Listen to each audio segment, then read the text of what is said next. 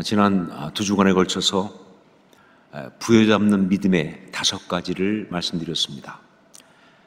흔들리지 않기 위해서, 정말 바르게 제대로 서기 위해서 믿음으로 부여잡아야 하는데, 그런데 그 부여잡는 믿음은 마치 5손가락으로 잡는 것처럼 하나님에 대한 5가지 믿음의 고백, 즉 미리 하심, 미리 정하심, 부르심, 의롭다고 하심, 그리고 영화롭게 하심, 그것으로 붙잡는 것이라고 말씀드렸습니다.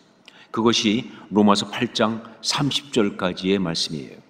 자, 그런데 이제 그 다음에 나오는 31절로 39절, 여기에는요, 오늘 말씀에는 이번에는 5가지 질문이 나오고 있습니다. 그러니까 사도 바울은 5을 좋아하는 것 같다라고 말할 수 있을 정도로 이번엔 또 공교롭게 5가지 질문이 나오고 있어요. 그것을 한 가지씩 본다면, 먼저 31절에 만일 하나님이 우리를 위하시면 누가 우리를 대적하리요? 라는 질문입니다. 두 번째는 32절에 자기 아들을 아끼지 아니하시고 우리 모든 사람을 위하여 내주시니가 어찌 그 아들과 함께 모든 것을 우리에게 주시지 아니하겠느냐라는 질문입니다. 그리고 세 번째는 33절, 누가 능히 하나님께서 택하신 자들을 고발하리요? 그리고 네 번째는 33절로 34절에 나오는 의롭다 하시는 하나님이시니 누가 정죄하리요? 그리고 5번째는 35절, 누가 우리를 그리스도의 사랑에서 끊으리요? 라는 질문입니다. 자, 그런데 이것은요, 정확히 말하면 그냥 질문이 아니라 수사적인 질문이에요. 그러니까 대답을 듣기 위해서 묻는 질문이 아니고 무엇인가를 강조하기 위해서 하는 그런 질문이다 하는 거예요. 그것도 그냥 강조하는 것이 아니라 굉장히 격한 감정까지 집어넣어서 그렇게 강조하는 그런 거예요. 특히 여기 오늘 말씀처럼 5가지를 계속 묻는다는 무슨 뜻이냐? 정말 격한 감정이 그 가운데 들어가 있어요. 굉장히 중요한 걸 강조하기 위해서 눈물이 나올 만큼 아주 강력하게 그렇게 강조하는 바로 그런 것이 이 수사적 질문이다. 그렇다고 한다면 그렇게 강조하고 싶은 것이 뭐냐 하는 거죠. 그것이 바로 37절 말씀입니다.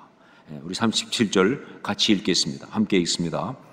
그러나 이 모든 일에 우리를 사랑하시는 이로 말미암아 우리가 넉넉히 이기느니라.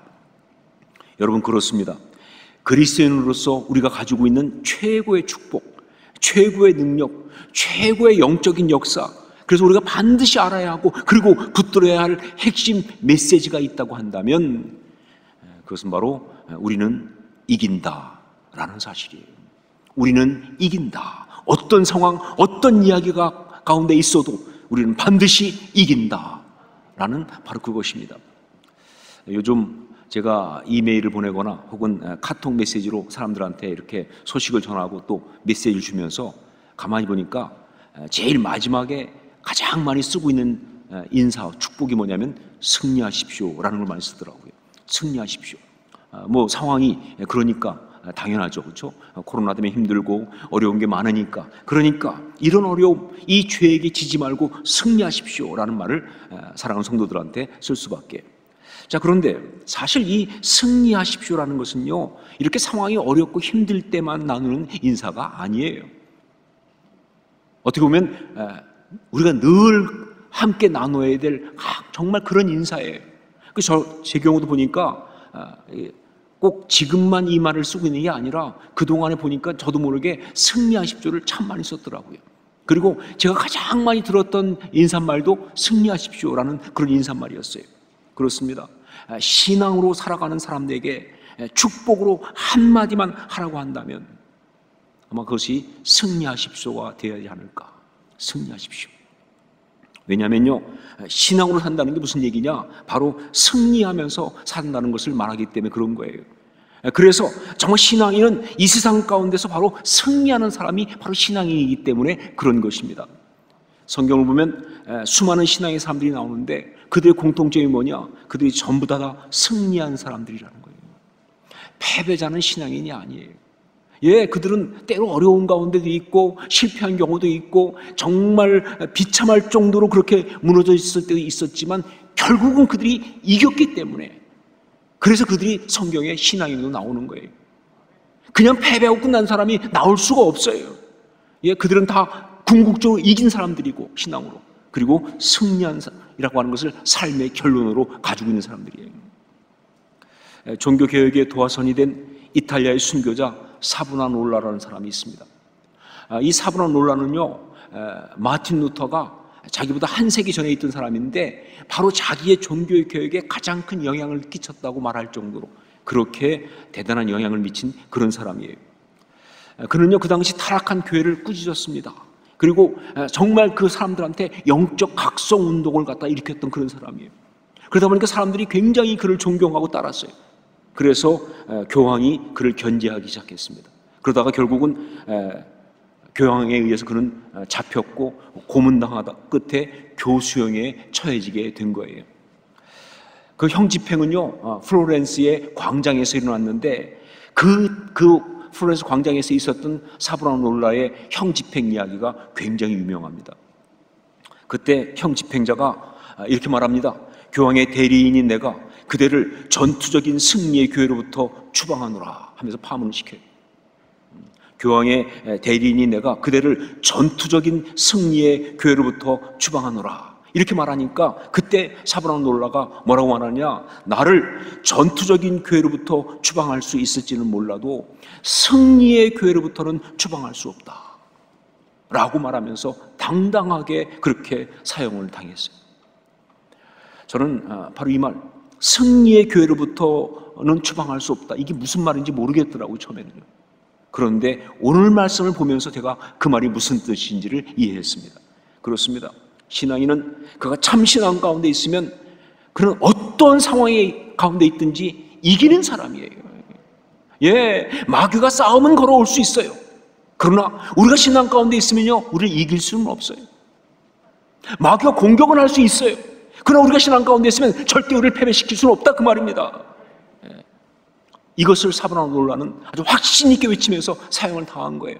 내가 사형은 당하지만 난 패배한 것이 아니다, 이겼다, 그런 얘기예요. 여러분, 이걸 기억하십시오. 이것을 붙드십시오. 어떤 상황, 어떤 이야기 속에 있든지, 심지어 지금 여러분이 사브나놀라처럼 교수대 앞에 서 있는 것 같은 그런 상황에 있을지라도 이것을 기억하고 선포하고 붙들고 나갈 수 있기를 주의 이름으로 축원합니다. 그래야 합니다. 이게 예수 그리스도, 우리를 위해 십자가 지신 분, 그리고 죽으셨으나 다시 사신 부활의 주님, 그분을 나의 주님으로 그렇게 모시고 섬기는, 그 믿고 나가는 바로 우리들에게 있는 가장 중요한 메시지니까. 승리, 우리한테 주어진 복음의 핵심이니까 승리. 우린 그렇게 해야 하는 것이죠. 그래요, 우리가 정말 참다운 신앙의 사람이라고 한다면, 우리의 신앙이 진짜 신앙이라고 한다면요, 적어도 다음 세 가지는 반드시 이겨야 합니다. 아니, 반드시 이길 수 있습니다. 첫째가 뭐냐? 우리의 죄된 본성을 이깁니다. 신앙은 우리의 죄된 본성을 이깁니다. 욕심이든 이기심이든 교만이든 무엇이든 간에 우리의 죄된 본성, 그게 아무리 강하고 질기다 할지라도, 신앙은 우리의 이 죄된 본성을 이기는 것이 신앙이에요. 갈라디아서 5장 24절 말씀, 그리스도 예수의 사람들은 육체와 함께 그 정욕과 탐심을 십자가에 못 박았느니라. 이게 우리 신앙 고백이기 때문에, 십자가에 그걸 다 못 박았다고 선포한 이게 우리의 믿음의 고백이기 때문에 신앙은 우리의 죄된 본성을 반드시 이기는 거예요. 두 번째는 세상을 이깁니다. 세상을 이깁니다.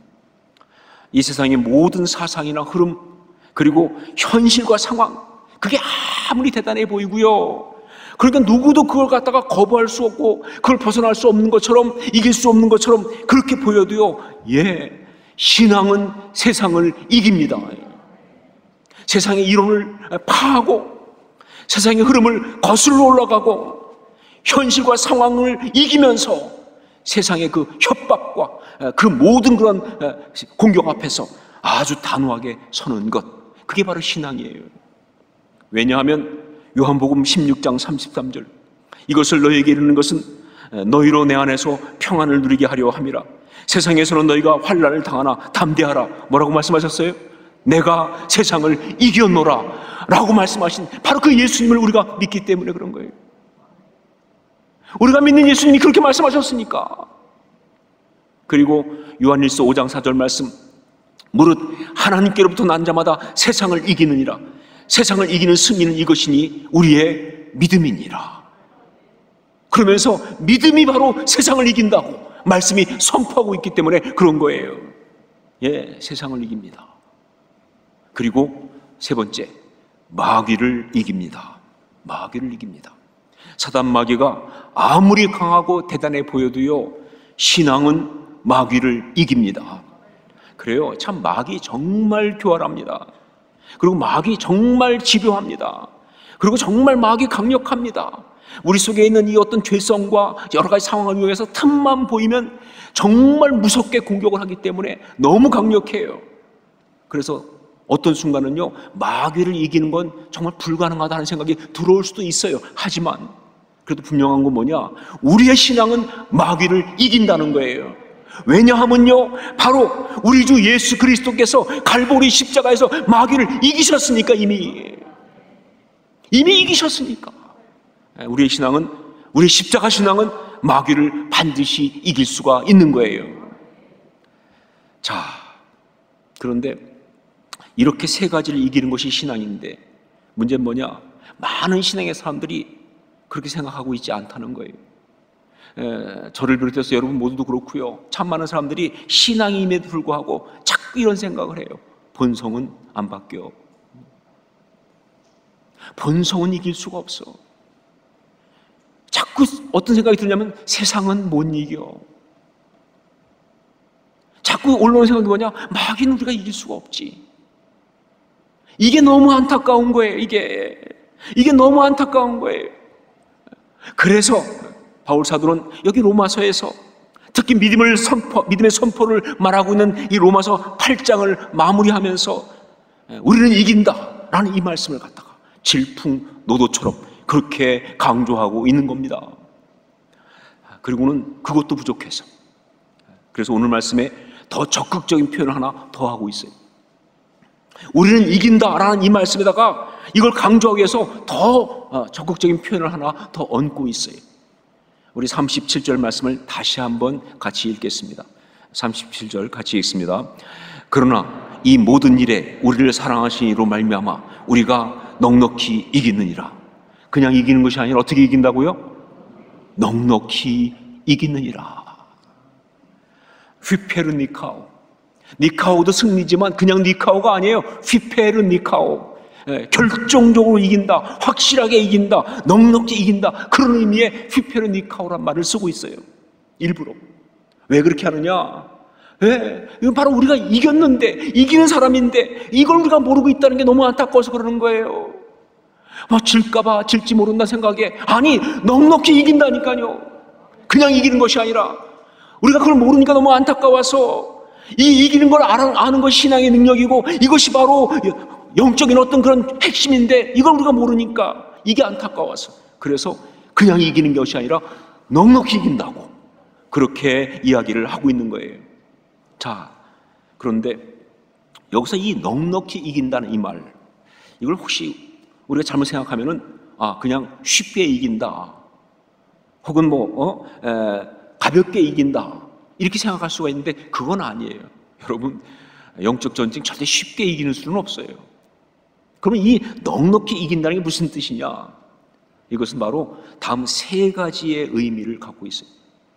즉 우리의 신앙의 승리가 바로 다음 세 가지 면에서 승리를 거둔다는 것을 말하는 표현이 넉넉히 이긴다는 거예요. 넉넉히 이기는 건 어떻게 이기는 것이냐? 첫째로 소중한 것을 결코 잃어버리지 않고 이기는 것, 이게 넉넉히 이기는 거예요. 소중한 것을 결코 잃어버리지 않고 이기는 것. 그래요. 싸우다가 보면 우리도 이런저런 피해도 보고 정말 많은 걸 잃어버릴 수가 있습니다. 싸우면 그런 거예요.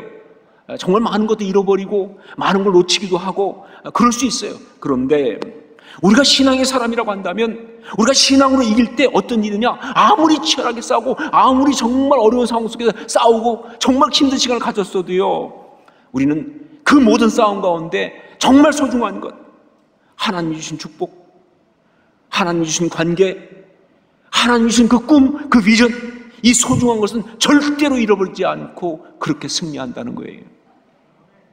여러분, 이기긴 이겼는데 소중한 거 다 망가지고 나면 그게 어떻게 이긴 겁니까? 이기긴 이겼는데 가장 귀중한 관계 다 파괴되고 주변 사람 다 떠나가고 그러고 있으면 그게 어떻게 이긴 거예요? 아니요, 넉넉히 이기느니라. 이건 뭐냐? 소중한 것을 결코 잃어버리지 않고 이기게 하신다는 거예요. 여러분 믿으십니까? 이게 우리한테 주신 약속이에요. 두 번째는 아름다움을 결코 잃어버리지 않고 이기는 것 말합니다. 아름다움을 결코 잃어버리지 않고 이기는 것. 싸워 이겼다고는 했는데 그것 때문에 정말 힘든 걸 다 싸우고 통과하고 나갔는데 그것 때문에 본성이 피폐되고 사람이 독해지고 억세지고 추해지고 그런다면요, 그건 이긴 거 아니에요. 여러분, 이런 말 들어보셨죠? 괴물과 싸우는 사람은 그 싸움 속에서 스스로 괴물이 되지 않도록 조심해야 한다 하는 말. 괴물과 싸우는 사람은 그 싸움 속에서 스스로 괴물이 되지 않도록 조심해야 한다. 니체가 한 말입니다. 니체가. 그런데 원래 니체가 이 말을 할 때 의미는 좀 다르긴 하지만 이 말 자체는 맞는 말이에요. 예, 정말 그 영적 싸움을 하고 악한 것과 싸울 때 근데 그것과 싸우느냐고 그래서 정말 자기도 모르게 자기의 내면이 망가지고 하나님의 사람의 아름다움을 다 잃어버린다면, 즉 괴물이 되고 말았다고 한다면 그건 이긴 게 아니라 진 거예요. 저도 아주 비참하게 진 겁니다. 넉넉히 이기느니라. 이 의미는요, 이기되 아름다움을 절대로 잃어버리지 않고 이긴다는 거예요. 그렇게 힘든 시간을 겪었는데 그런데 뭐예요? 그 마음이 조금도 상하지 않았어. 그 마음에 그 아름다움이 조금도 망가지지 않았어. 그게 바로 신앙의 사람이 이기는 거예요. 여러분 믿으세요? 저는 믿습니다. 예, 믿음으로 큰 사람은요, 가장 열악한 환경 속에 커도요 절대 아름다움을 잃어버리지 않습니다. 그게 이기는 거예요. 우린 그럴 줄로 믿습니다. 그래야 합니다. 자, 그리고 세 번째 뭐냐? 영적인 진보를 이루는 것. 영적인 진보를 이루는 것. 이게 넉넉히 이기는 거예요. 싸워 이겼는데 치열하게 싸웠어요. 그런데 그 싸움하는 동안에 영적으로 오히려 퇴보하고 시간과 삶을 낭비하고 열정과 자원을 다 허비해버리고 말았다고 한다면 그건 또 이긴 거 아니에요. 그거 이긴 거 아니에요. 여러분, 넉넉히 이긴다는 건 뭐냐? 그런 치열한 싸움을 하고 있는데 오히려 그 가운데 영적인 소득과 유익이 있다 그 말이에요. 그러면서 영적으로 앞으로 나아가고 그리고 영적인 성장을 이루는 것. 이것이 바로 넉넉히 이기는 거예요. 자, 그러면 우리가 어떻게 이렇게 이길 수 있을까? 어떻게 이렇게 넉넉히 이길 수 있을까? 그 대답 역시 37절에 들어 있습니다. 37절 다시 한번 같이 읽겠습니다. 함께 읽습니다. 그러나 이 모든 일에 우리를 사랑하신 이로 말미암아 우리가 넉넉히 이기느니라. 뭐로 말미암아? 어떻게 이긴다고요? 그러나 이 모든 일에 우리를 사랑하신 이로 말미암아. 예, 이것이 바로 우리가 넉넉히 이길 수 있는 유일한 그리고 확실한 근거예요. 다른 거 아니에요. 우리 힘 아닙니다. 우리 의지로 그런 거 아니에요. 다만 막을 수 없고 끊을 수 없는 우리 하나님의 그 사랑 때문에 바로 우리가 넉넉히 이길 수가 있는 거예요. 바로 그래서 바울 사도는요, 로마서 오늘 말씀에서 5개의 수사적인 질문을 던지고 있는 거예요. 하나님이 우리를 위하시는데 누가 우리를 대적하겠는가? 아들을 아끼지 않고 우리를 위해 내주신 분이 어찌 그 아들과 함께 모든 것을 우리에게 주시지 않겠느냐? 하나님이 우리를 택하셨는데 누가 우리를 고발하겠는가? 하나님이 우리를 의롭다고 하시는데 누가 우리를 정죄하겠는가? 누가 우리를 위해 죽으시고 다시 살아나신 그리스도의 그 사랑에서 끊을 수 있겠는가? 여러분, 5가지 질문 내내 뭘 말하고 있습니까? 뭘 강조하고 있습니까? 예, 바로 그 사랑. 하나님의 그 막을 수 없는, 끊을 수 없는 그 사랑을 강조하고 있는 거 아니에요? 그래요. 여러분, 우리가 구원받고 그리고 우리가 누리고 있는 이 모든 역사는요, 오직 하나님의 사랑 때문에 일어나는 것입니다. 그 사랑 때문에 일어난 거예요. 그 사랑이 일으키신 역사예요. 저는요, 그래서 이 옥타비누스 윈슬로라는 사람의 글이 정말 마음에 와닿아요. 전 처음에 읽는 순간 정말 그게 딱 마음에 와닿더라고요. 누가 예수님을 죽음에 내어 주었는가? 유다가 돈 때문에 내어준 것도 아니고, 빌라도가 두려움 때문에 내어준 것도 아니며, 유대인들이 시기심 때문에 내어준 것도 아니다. 바로 하나님 아버지가 사랑 때문에, 나에 대한 사랑 때문에 그렇게 하신 것이다. 가슴이 먹먹하더라고요. 예, 그 사랑, 그것 때문에 우리는 패배할 수가 없어요. 그 사랑 때문에 우리는 넉넉히 이기는 것입니다. 그 사랑이 끊어지지 않으니까. 그래서 바울 사도는 여기서 이렇게 5가지 수사적인 질문으로 강조한 것, 그것도 부족했어요. 마지막에 그러나 이 모든 일에 우리를 사랑하시는 이로 말미암아 우리가 넉넉히 이기느니라 라고 결론 짓고 나서도 그거로 끝낼 수가 없어서 덧붙이듯이 거기에 2절을 또 이야기하고 있어요. 이게 너무 중요하니까 덧붙이듯이 확신을 가지고 2절을 또 이야기하고 있는데, 오늘 우리는 거기까지 들어야 합니다. 그것까지 들어야 되는 거예요. 38절, 39절 말씀입니다. 함께 읽겠습니다. 38절, 39절 같이 읽습니다.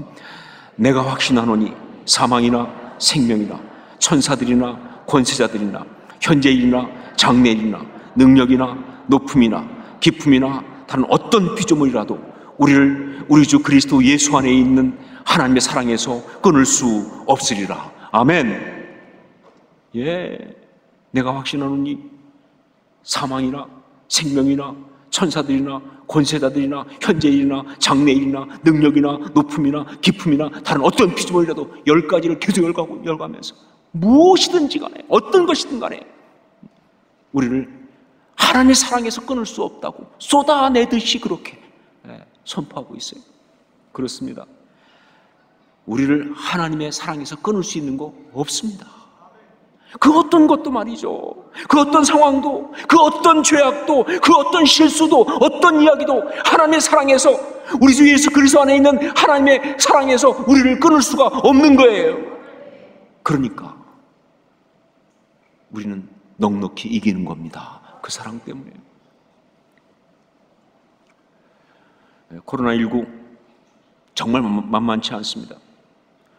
제가 지금까지 살아오면서 여러 가지 영적인 공격을 많이 받았지만 이 코로나19 그 중에 정말 진짜 만만치 않은 대단한 공격인 거 맞습니다.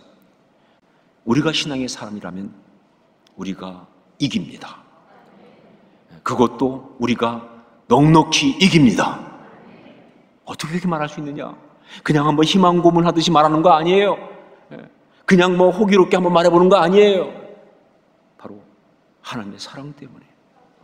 예, 저는 우리 하나님의 사랑을 믿습니다. 당신의 자녀들을 향한 막을 수 없고 끊을 수 없는 그 사랑을 믿기 때문에 이렇게 말하는 거예요. 아무리 코로나 이 모든 상황이 그렇게 심각해도요, 예, 우리는 넉넉히 이길 것입니다. 하나님의 사랑 때문에.